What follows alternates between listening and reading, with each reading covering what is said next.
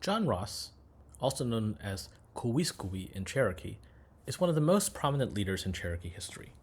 He guided his people through one of the more challenging periods in their existence.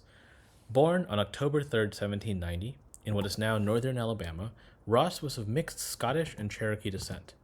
His unique background allowed him to bridge the cultural gap between the Cherokee Nation and the growing United States, but it also placed him at the center of a conflict that would forever alter the fate of his people. Ross was born, as his last name suggests, to a Scottish father, Daniel Ross, and a Cherokee mother, Mary MacDonald. His father, a successful trader, provided Ross with opportunities for education that were rare among the Cherokee. Ross was sent to private schools where he received a European-style education, learning English and the ways of the American settlers. Despite this upbringing, Ross remained very connected to his Cherokee heritage, learning the language and customs of his people. In his early years, Ross worked closely with his father, gaining valuable experience in trade and diplomacy. By his 20s, Ross was already emerging as a significant figure within the Cherokee community, participating in various diplomatic missions and developing a keen understanding of the political landscape.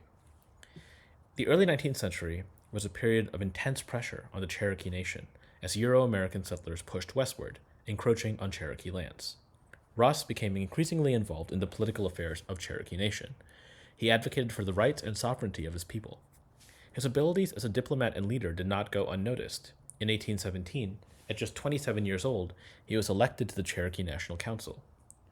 Ross's ascent to leadership coincided with a time of great turmoil for the Cherokee.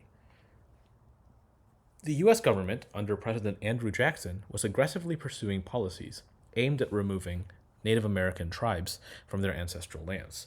The Indian Removal Act of 1830, which authorized the relocation of Native American tribes to lands west of the Mississippi River, was a direct threat to the Cherokee way of life. As principal chief of the Cherokee Nation, a position Ross would hold for nearly 4 decades, he faced the daunting task of resisting the forced removal of his people. Ross was a staunch opponent of the Treaty of New Echota, signed in 1835 by a small faction of the Cherokee known as the Treaty Party. This treaty ceded all Cherokee lands east of the Mississippi River to the United States in exchange for land in present-day Oklahoma and a promise of compensation. However, the treaty was signed without the consent of the majority of the Cherokee people or their legitimate leaders, including Ross. Ross fought tirelessly against the Treaty of New Echota, arguing that it was not representative of the Cherokee Nation's will. He organized petitions, sent delegations to Washington, and used his diplomatic skills to garner support from non-Native American allies. Despite his efforts, the U.S. government ratified the treaty, setting the stage for one of the darkest chapters in American history, the Trail of Tears. In 1838, the forced removal of the Cherokee began. This brutal and tragic event, known as the Trail of Tears, saw the relocation of approximately 16,000 Cherokee from their homeland in the southeastern United States, such as in present-day Georgia, to the designated Indian Territory in present-day Oklahoma. The journey was fraught with hardship, disease, and death. An estimated 4,000 Cherokee perished during the march, which took place under harsh conditions and with little regard for the welfare of the people being displaced. John Ross's role during the Trail of Tears was both as a leader and a mourner. His own wife, Quatty Ross, died during the journey. Ross himself was forcibly removed with his people, sharing in their suffering. Despite the overwhelming adversity, Ross remained committed to his people, working to maintain unity and morale among the Cherokee during and after the relocation.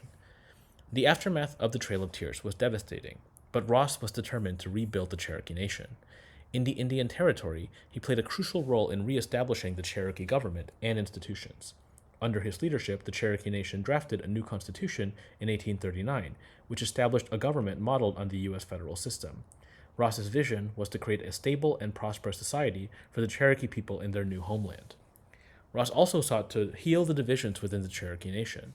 The removal had exacerbated tensions between different factions, particularly those who had supported the Treaty of New Echota and those who had opposed it.